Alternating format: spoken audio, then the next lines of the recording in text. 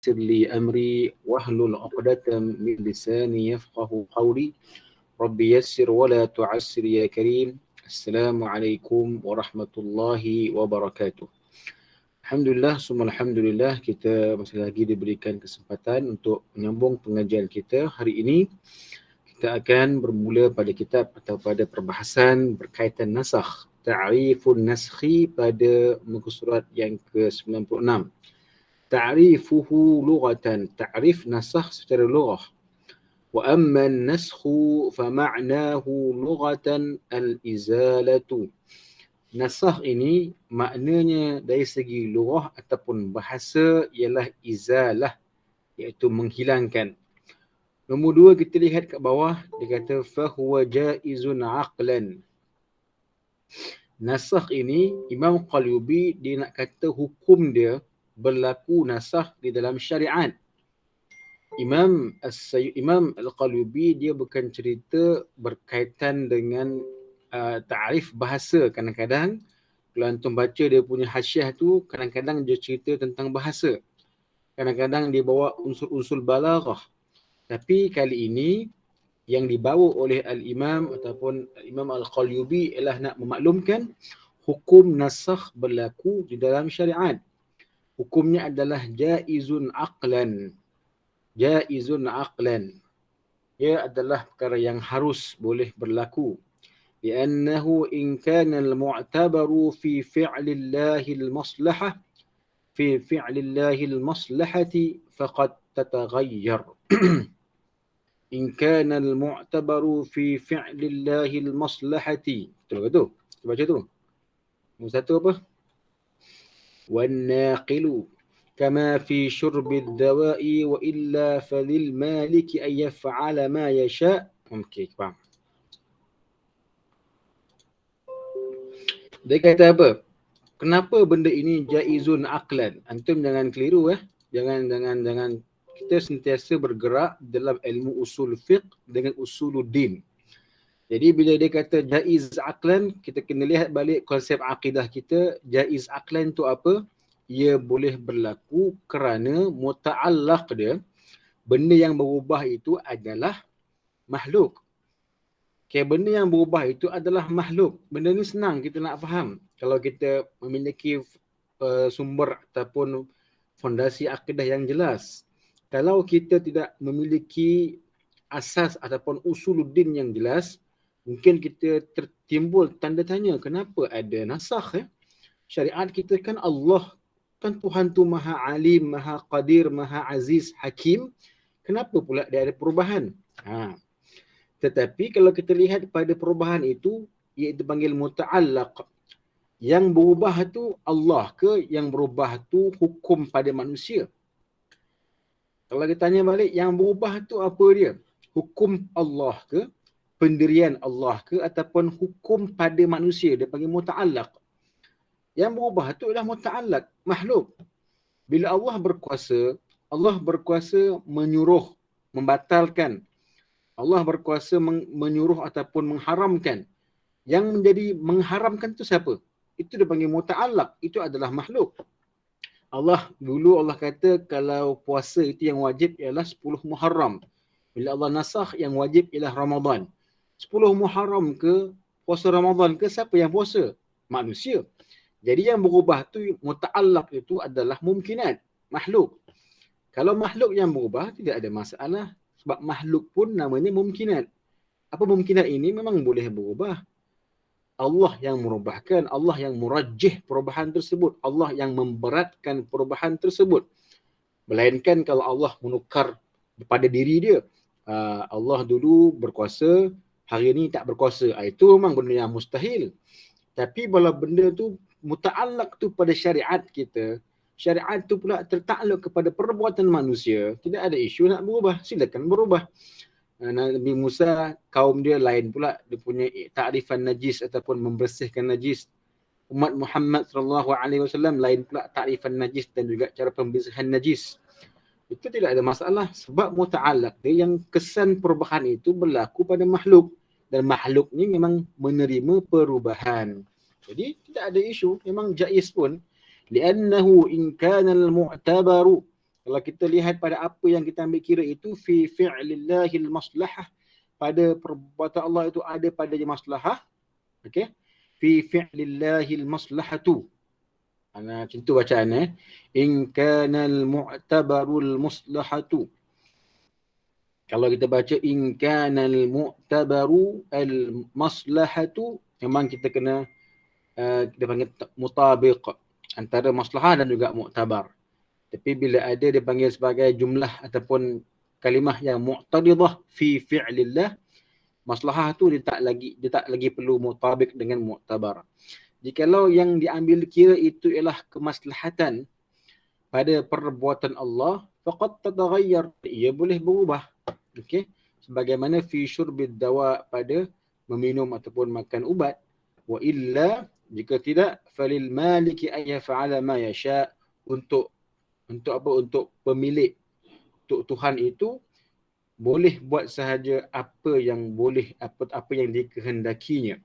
Jadi tidak ada isu lah. Katilah Tuhan punya syariat, dan Allah Subhanahu wa taala itu yaf'alu ma yasha, la yus'alu amma yaf'alu wa hum yus'alun. Okey, nasakh apa dia? Izalah. Apa izalah? Menghilangkan, menyisihkan. Yuqalu nasakhatis syamsu zilla. Nasakhat asy-syamsu zilla. Matahari itu menghilangkan bayang-bayang. Okey. Iza azalatuhu wa rafa'tuhu bin bisatihi, apabila matahari itu menghilangkan bayang-bayang dan mengangkat bayang-bayang apabila dia telah semakin terang. Makin pagi, makin hilanglah bayang-bayang. Makin terang, hilang bayang-bayang. Waqila, dikatakan apa dia makna dia? An-naqlu. Apakah naqlu ini? Pindah. Okey, pindah. Okey. Contohnya min qawlihim nasakhtu ma fi hadzal kitabi idza naqaltuhu bi ashkali kitabatihi. Okey, itu maksudnya lah. Apa dia? Apa maksud dia dengan nasakh tu? Nasakh tu ni aku memindahkan apa yang ada dalam kitab ini. Itu perkataan kita. Tapi maksudnya apa nasakh tu? Saya memindahkan bentuk-bentuk penulisannya. An-naqlu tu namanya pindah. Kan kita pun nasakh. Nasakh. Nasakh tu macam mana nasakh? Kita kalau bahasa mudah salin. Nasakh ni, nasakh tu adalah salin. Kita ada insakh kan, kita salin. Kita ada satu cetakan, kita nak salin dalam tu. Kopi lah. Okay, kopi. So bila kita kopi tu, kita akan memindahkan perkara itu ke dalam tempat ataupun buku yang baru. Itu dipanggil memindah ataupun nasakh tu, ataupun nasakh ataupun naqal. Teruskan lagi. Okay, so kita dah tahu dari segi bahasa apakah dia dipanggil sebagai nasakh. Ta'rifuhu istilaha. Apakah ta'rif dia secara istilah? Wa hadduhu syar'an, dan had ataupun dia punya ta'rifannya, dia punya sempadan secara syarak ialah al-khitabu ad-dallu ala raf'il hukmi ats-tsabiti bil khitabil mutaqaddimi ala wajhin laulahu lakana thabitan ma'a tarahihi anhu hadza haddun lin-nasikhi. Apa dia tu? Ialah khitab ataupun ucapan daripada syarak ad-dal, yang menunjukkan. Bila kata ucapan syarak tu pasti daripada nususus syar'i, sama ada hadis ataupun Al-Quran. Ijma' boleh ke nasakh? Tak boleh. Kan? Qiyas boleh ke nasakh? Qiyas tak semudah tu nak nasakh. Dia mesti khitab. Khitab tu datang daripada sahibus syariah ataupun sahibus syara' ataupun asy-syari', iaitu Allah Azza wa Jalla. Jadi khitab yang menunjukkan kepada terangkatnya, berpindahnya hukum yang telah pun sabit. Raf'i ni mengangkat. Hari ni ada, esok saya angkat. Bila angkat tu dah tak ada. Mengangkat yakni menukar, menggantikan hukum yang telah pun ada, telah pun terpakai. Macam mana dia boleh angkat? Okey, sabar dulu. Hukum tu yang lama tu macam mana boleh ada? bil khitabil mutaqaddimi ala wajhin, dengan khitab, dengan nas yang telah pun mendahuluinya. Sebelum itu ada nas yang menyuruh buat perkara tersebut. Kemudian datang nas yang kedua mengatakan ia tidak lagi perlu dibuat. Itu maksudnya. Jadi khitab yang pertama ini, khitabud dal ini bukan khitab yang mutaqaddim. Kita nampak dua sifat, ada dua subjek sini, dua jenis khitab. Pertama khitabud dal, kedua dipanggil khitabul mutaqaddim. Dua ni adalah benda yang berasingan. Khitabud dal yang pertama itu ialah nasikh dia panggil. Itu yang nas yang datang kedua, yang menasahkan hukum pertama. Khitabul mutaqaddim itu ialah nas yang pertama. Contoh paling mudah ialah berkaitan dengan puasa 10 Muharram yang sebelum itu, sebelum disyariatkan puasa Ramadan, ia merupakan kewajipan umat Islam untuk berpuasa. Jadi nas ataupun khitab yang datang menyuruh umat Islam berpuasa Ashir minal Muharram, 10 Muharram itu adalah khitabul mutaqaddim. Dia yang datang dahulu, dia mengatakan wajib berpuasa 10 Muharram pada umat Islam. Bila datangnya ayat Quran, kutiba alaikumusyamu kama kutiba alal ladzina min qablikum la'allakum tattaqun, itulah khitabud dal. Khitab yang menunjukkan kepada terangkatnya hukum berpuasa 10 Muharram sebagai puasa yang wajib. Okey? Jadi datangnya khitab yang kedua yang mengatakan terangkatnya hukum lama yang telah pun ada. Ala wajhin, pada satu wajah. Laulahu. Huruf kembali kepada apa? Laulahu ni kembali kepada khitabud dal. Kalaulah tidak kerana khitab yang kedua ini, lakana kembali kepada apa? Lakana ni dhamir dia ialah il-khitab hukmu sabit ni. Laula lakana ni dia punya huwa tu kembali kepada hukm sabit bil khitabil mutaqaddim, hukum yang telah pun ada dengan nas yang terawal. Laulahu, kalau tidak kerana nas yang kedua, sudah pasti hukum yang pertama itu akan terus kekal. Okey? Ma'a tarahi, ma'ani dia ataf balik kepada laulahu. Dalam keadaan khitabud dal ini datangnya kemudian. Mana mungkin nasah tu yang nasih pertama yang mansuh kedua? Tak boleh. Tak logik lah. Kita puasa dulu Ramadan, lepas tu datang pula nas sebenarnya kamu kena puasa 10 Muharram. Terbalik pula. Tu tak logik lah. Macam mana pula yang membatalkan datang awal, yang dibatalkan datang kemudian? Tak logik.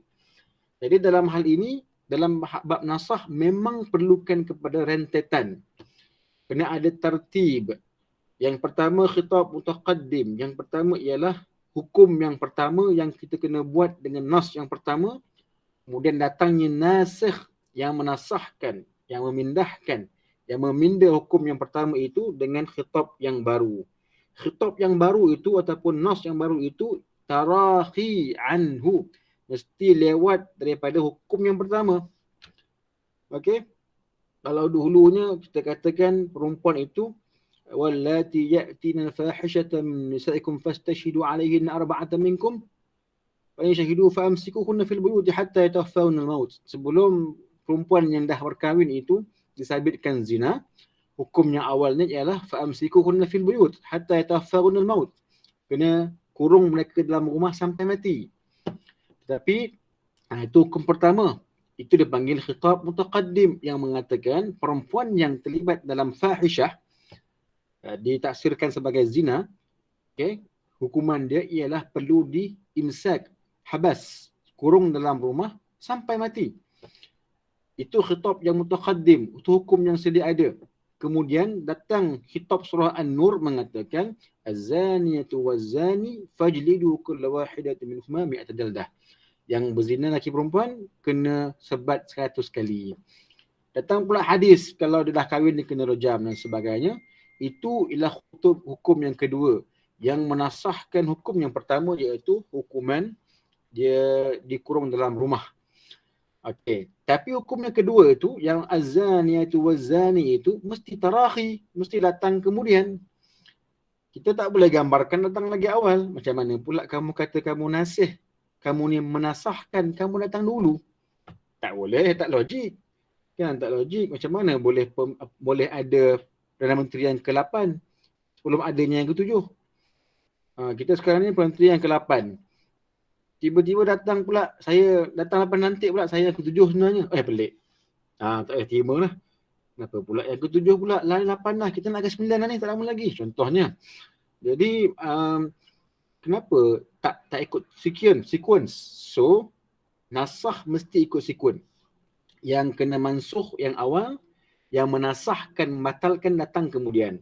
Haza haddun linnasiqi. Inilah dia haddun ataupun sempadannya untuk nasikh yang menasahkan. Kata syarih Imam Mahalli, dia kata wa yakhazu minhu haddun naskhi, satu istilahi wan nasikhu haqiqatan huwa Allah awin nabiyyu sallallahu alaihi wasallam ala ma marra. Tapi dia kata sini, Imam Qalyubi kata sebenarnya yang menasahkan itu Allah.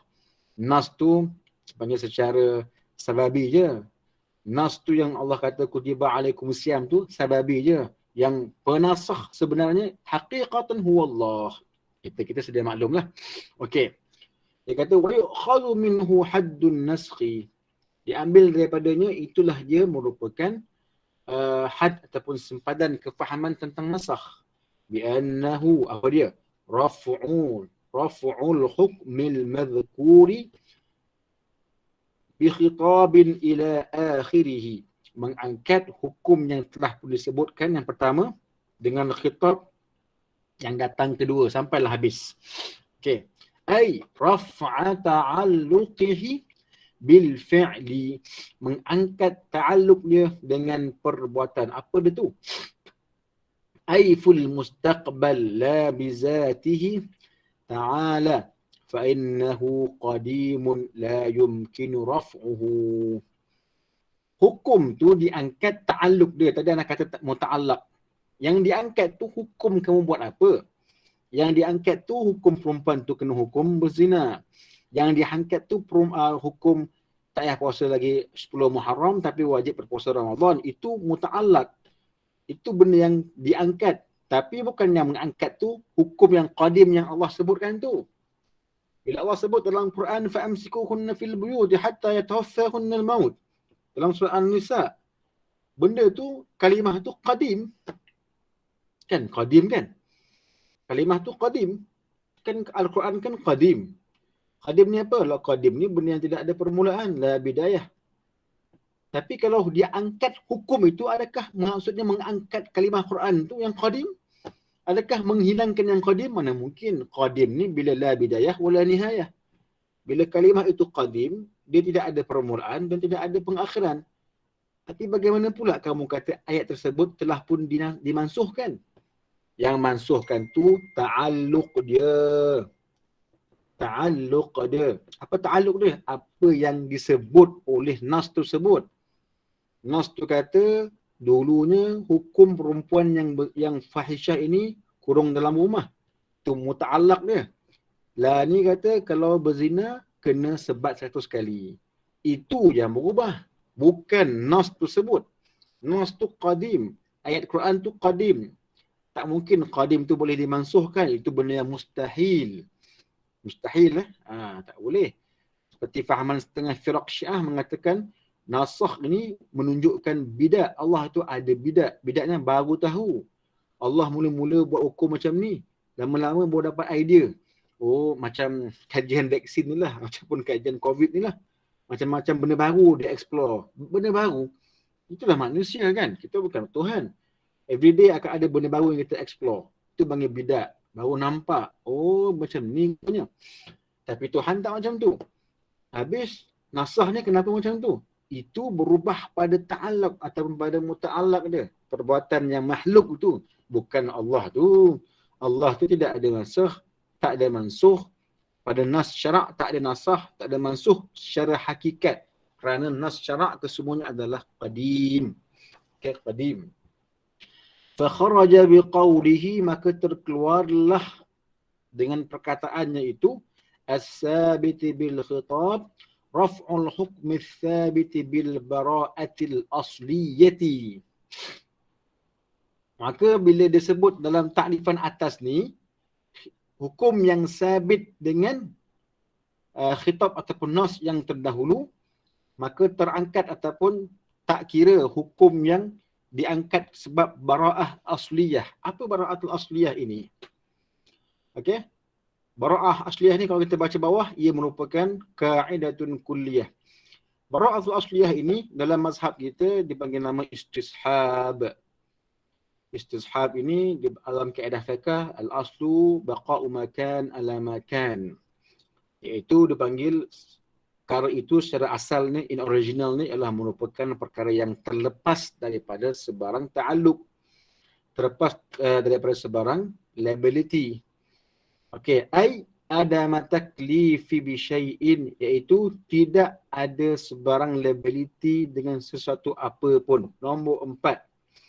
Dia kata, tengok bawah ai adama taklif bi syai'in, maksudnya fassaraha bidzalika ataupun fussiraha, ditafsirkannya dengan ini, li'annaha bihi laysat khitaban, kerana ia bukanlah khitab, bal dalilun aqliyun, bahkan ia merupakan dalil akli. Apa tu?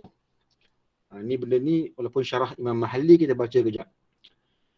Dia ada hukum yang sabit dengan bara'ah asli, yang ada hukum yang sabit dengan khitab, dengan nas syarak. Contohnya apa? Solat, zakat, haji, kutiba alaikumusiyam, tu dalil berpuasa. Wa aqimus solah, dalil solat. Wa atuz zakah, dalil mengerjakan zakat. Wa atimmul hajja wal umrata lillah, dalil haji dan umrah. Jadi perbuatan itu dalil kepada ibadat-ibadat yang wajib dikerjakan. Namun ada juga perkara yang ianya dalil dia ialah bara'ah asliyah. Apa dia? Saya sekarang ni tak tahulah saya ni ada wuduk ke tidak. Saya dah batal ke belum ya? Apa hukum saya sekarang ni? Tarik dalil-dalil, tak ada apa hukum saya sekarang ni. Lepas tu baru kita ingat bara'ah asliyah. Apa dia? Kita ni secara asalnya tidak ada wuduk. Al-aslu al-adamu. Ataupun kadang-kadang tadi saya berwuduk. Sekarang ni apa saya punya status saya? Cari dalil. Tadi saya wuduk, pukul 8 tadi saya ambil wuduk. Dalam tempoh tu saya tak batal wuduk. Sekarang ni apa saya punya status? Cari dalil. Apakah status saya? Apakah saya punya status hari ni? Tak jumpa. Tapi kita jumpa apa dia? Bara'atul asliyah. Kita ni tidak ada, kita ni berlepas diri daripada sebarang perkara yang membatalkan wuduk. Contoh. Ataupun saya ni tidak, bab-bab lain lah, kita kata bab munakahat ke. Saya ni wajib tak wajib nikah ni? Secara dasarnya kita ni bara'atul asliyah. Kita tidak ada kewajipan pun. Tapi hukum saya nak kena menikah ke tak ni, apa hukum dia? Bara'atul asliyah. Secara asalnya kamu berlepas tangan daripada sebarang kewajipan. Melainkan kamu ada sekian, barulah wajib. Itu dipanggil secara asalnya manusia itu bara'ah, berlepas tangan daripada sebarang taklif ataupun keberatan ataupun liability. Hukum macam tu kita tidak boleh kita mansuhkan dengan cara nasakh. Nasakh ini cuma akan memansuhkan hukum yang sabit dengan khitab. Antum jangan pening. Yang bawah ni dia sebab ulama kita bila dia beri takrifan yang jami' dan mani'. Kerana di sana ada dua hukum. Hukum yang sabit dengan khitab, hukum yang sabit dengan bara'atul asliyah. Okey? Bara'atul asliyah. Saya ni tidak ada wang, saya tidak ada harta. Adakah saya wajib zakat? Bara'atul asliyah, tak wajib. Tapi kalau kamu ada tu, wa'atuz zakah, kamu kena tunaikan zakat sebab kamu tertakluk dengan khitab wa atuz zakah, dan tunaikanlah zakat. Tapi kalau kamu tidak ada hukum, tidak ada syarat dia, kamu tidak ada harta yang cukup nisab ataupun harta yang mencukupi haul, apa hukum saya ni? Bara'atul asliyah, kamu tak perlu bayar zakat sebab kamu melepas tangan, sebab kamu tidak cukup syarat. Ada mutaklif. Hukum macam tu dia tidak akan sabit, dia tidak akan boleh dinasahkan. Sebab apa? Yang menyabitkan hukum tu ialah bara'at asliyah. Tapi nasah ni, apa yang boleh nasah? Hukum yang boleh nasah ialah hukum yang sabit dengan khitab yang datang terdahulu daripada khitab yang menasahkan hukum tersebut. Okey? Dan itu ada pening lah, senang cerita. Hukum yang datang yang kedua ni akan menasahkan, memansuhkan yang pertama. Itu ya cerita dia. Cuma imam-imam para ulama kita yang muhaqqiqi, itu dia punya tabiat dia. Dia cuba memberikan satu haddun ataupun satu ta'rifan yang betul-betul jami' wal mani'. Itulah dipanggil pemikiran ulama usuli. Okey. Wa biqaulina, diataf kepada fakharaja. Fakharaja biqaulina bikhitabil ma'khudhu min kalamihi raf'u bil maut wal junun. Dan kataan kami bikhitabil ma'khuz min kalamihi nombor 5. Tengok dulu. Syamilun lil al-arjahi annahu yansakhu bikhilafil ijma'. Dia merangkumi kias secara yang paling rajah dan ianya menasahkan berbeza dengan ijma'. Tak apa, kita tak jangan baca dulu. Kita nombor 5 tu dulu. Dia kata sini, dia kata nombor 5, dia kata biqaulina, dan perkataan kami. Kami ni siapa Kami ni yang Imam Mahalli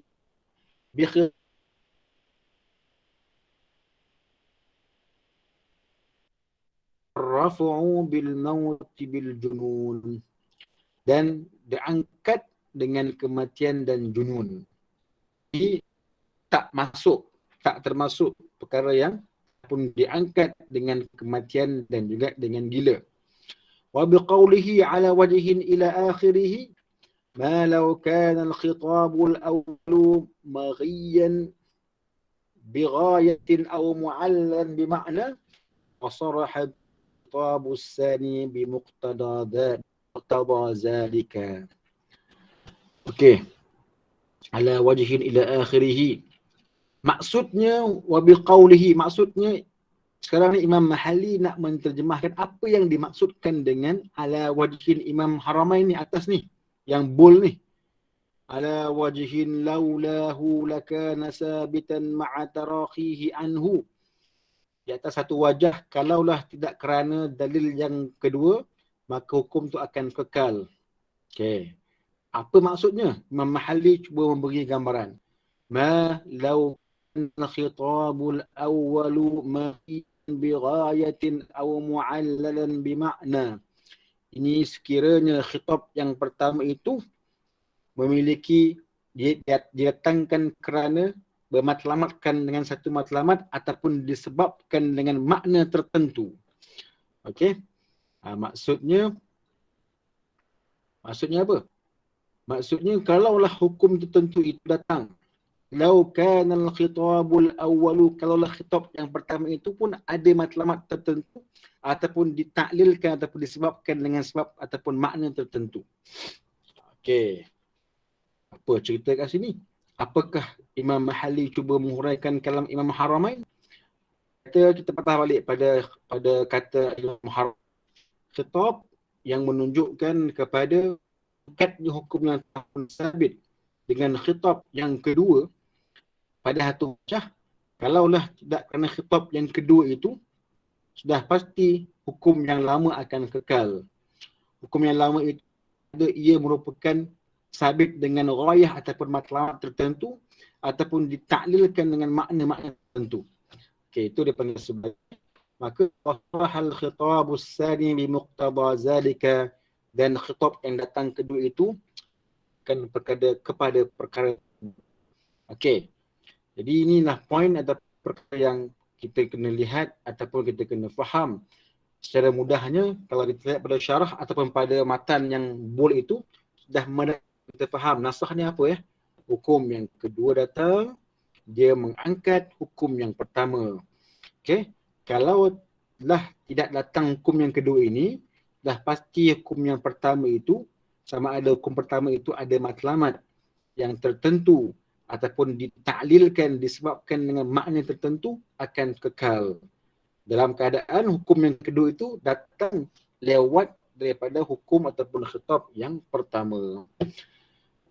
Contoh, ada contoh tu yang senang lagi mudah untuk kita faham lah. Okey, sikit lagi.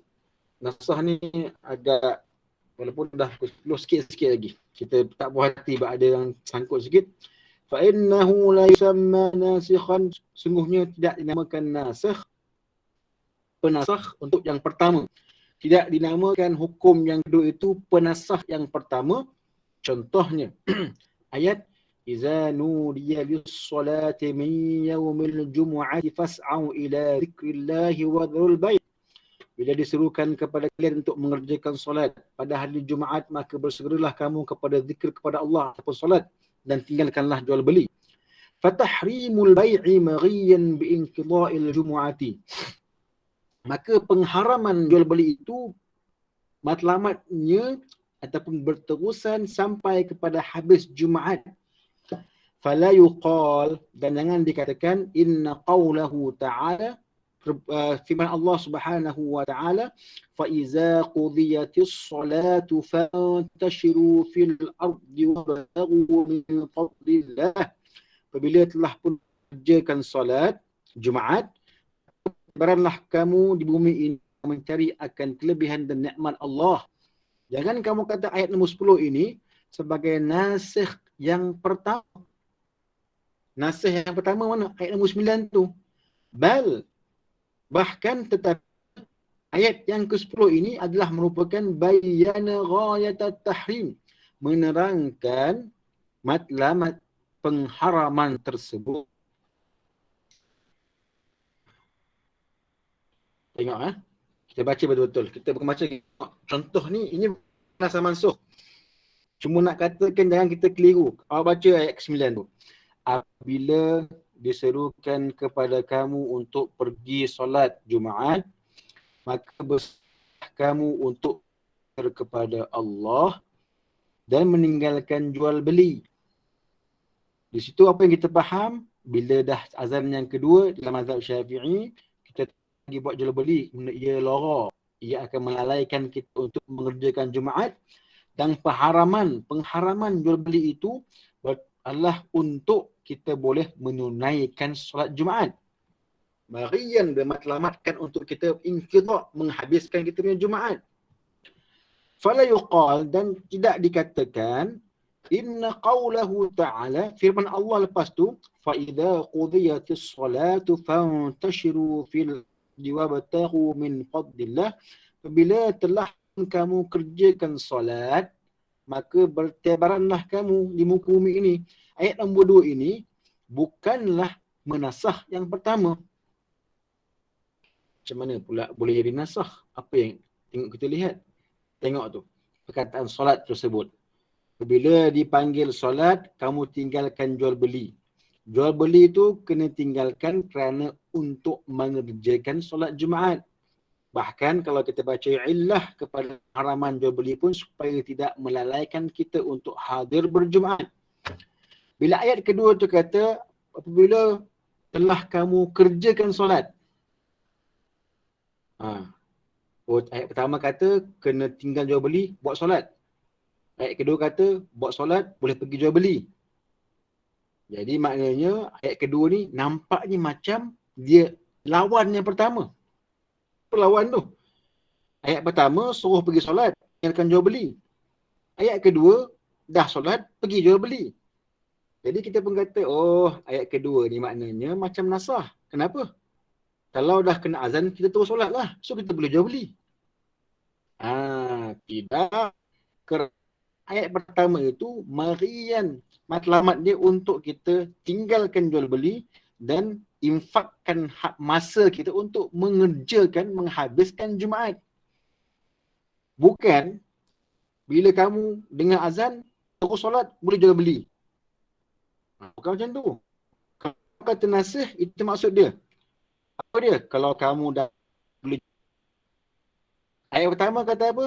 kalau azan tinggalkan jual beli, pergi solat. Ayat kedua kata kalau dah solat boleh jual beli. Kalau kita nampak ayat kedua tu nasikh, maknanya senanglah macam ni. Azan ni kita terus semayang. Tak payah khutbah, tak payah apa. Kita semayang tu sebab apa? Kerana kita nak memulihkan kita jual beli.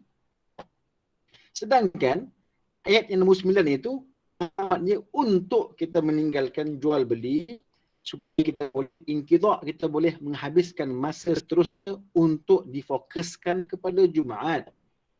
Bukan ayat kedua dinasakh. Walaupun benar ayat nombor 2 tu datang kemudian, tapi nombor 2 tu dia bukan penasakh. Kenapa bukan penasakh pula? Sebab ayat pertama itu dia ada marian, dia ada matlamat dia. Matlamat dia untuk orang ni boleh tinggalkan jual beli dan boleh mengerjakan Jumaat. Dan lepas habis kerja Jumaat dalam masa yang tertentu dengan khutbah dan juga solat itu, barulah boleh dia bertebaran. Bukan tu nasikh. Falqal nasikhun lil awal. Jangan kamu kata ayat 10 ni nasikh pertama. Untuk memulihkan kita jual beli ketika azan, kita kena sembahyang dulu. Jangan faham macam tu. Boleh faham macam tu. Kalau orang duduk tengok, dia duduk fikir, dia tak ada manhaj. Oh, Allah kata, kalau dah azan nanti, untuk sembahyang Jumaat, Zuhur, kena pergi kepada azan tu dan tinggalkan jual beli. Tapi ayat kedua kata, kalau dah solat, boleh jual beli. Jadi, untuk kita boleh jual beli dulu. Azan tu kita terus solat. Dia macam tu, dia faham. Salah faham macam mana? Ayat ni bukan ayat yang nasikh dan mansukh. Dua-dua ni ayat yang dipakai. Maksud yang pertama, kalau dah azan, pergi fokuskan kepada solat.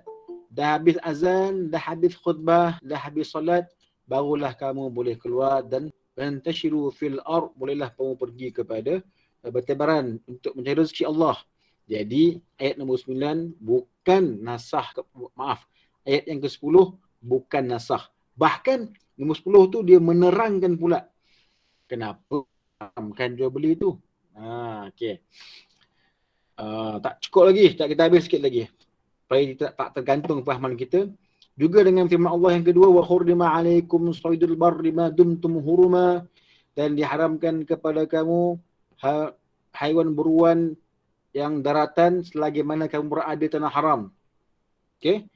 La yuqal, jangan kata ayat ini jangan kata ayat yang kedua ni wa iza halaltum fastadu di anna at-tahrim lil ihrami wa qad zala. Jangan kamu kata ayat nombor 2 ni, apabila kamu telah bertahallul maka pergilah berburu.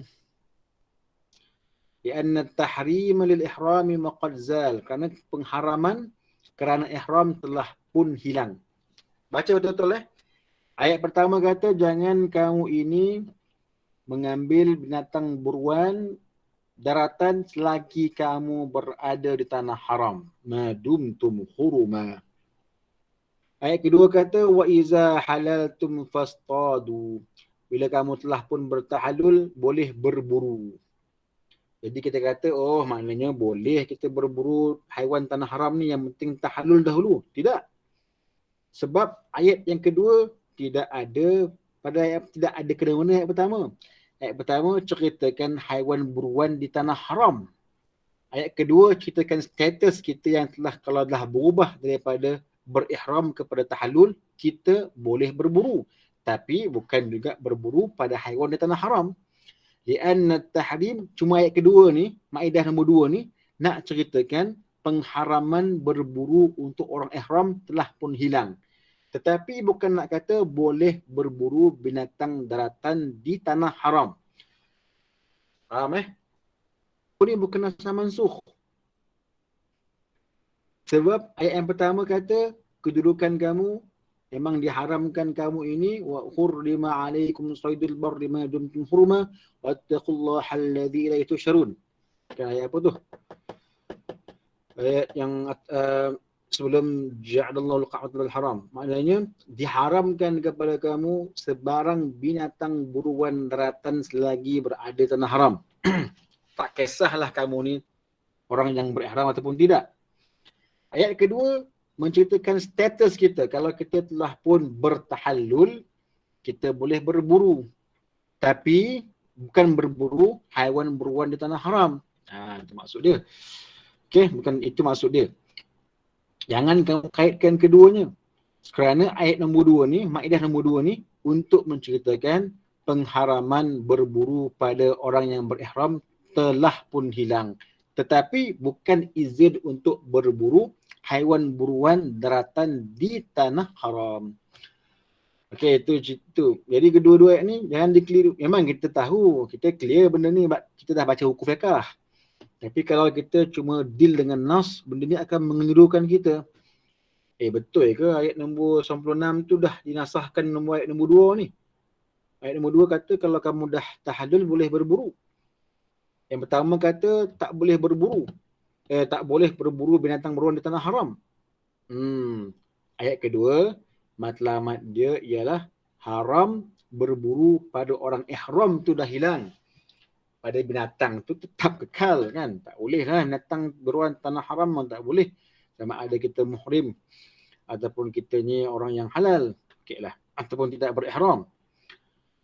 Okey. Wa kharaja biqaulihi ma'a tarahi anhu. Imam Mahalli sambung lagi. Maksud yang keluar dengan tarahi anhu tu ialah mattasala bil khitab. Apa yang bersambung dengan khitab yang pertama min sifatin aw syartin aw istisna'in. Kalau dia bersambung dengan khitab yang pertama, nombor 1. Okey. Khitab yang pertama daripada sifat, syarat dan istisna, itu bukan dipanggil nasakh. Okey. Ayat apa ya? Kalau yang ingat balik apakah nas yang mengatakan sifat ataupun syarat ataupun istisna? Contohnya ayat kata berkaitan dengan orang rufi'al qalam 'an salasah. Diangkat taklif daripada 3 orang sebagai contoh. Siapa dia? Kanak-kanak sehingga dia baligh, gila sehingga dia sedar dan sebagainya tu. Itu adalah merupakan benda yang khitab yang bersambung dengan sifat. Iaitu orang-orang yang tersebut itu yang sifat dia macam tu, kanak-kanak sampai baligh, gila hingga sedar. Itu bukannya penasah kepada ayat solat. Kan? Itu adalah sifat. Orang yang ada sifat tersebut tak perlu solat. Kalimah wa aqimus solah, dirikanlah solat. Datang pula hadis lain mengatakan diangkat kewajipan itu daripada orang yang gila kepada yang sedar. Kanak-kanak sehinggalah dia baligh. Jadi adakah hadis itu menasahkan ayat Quran mengatakan kamu kena solat? Melainkan kanak-kanak? Tak, itu bukan nasah. Itu adalah benda yang bersambung dari segi sifat ataupun syarat ataupun istisna.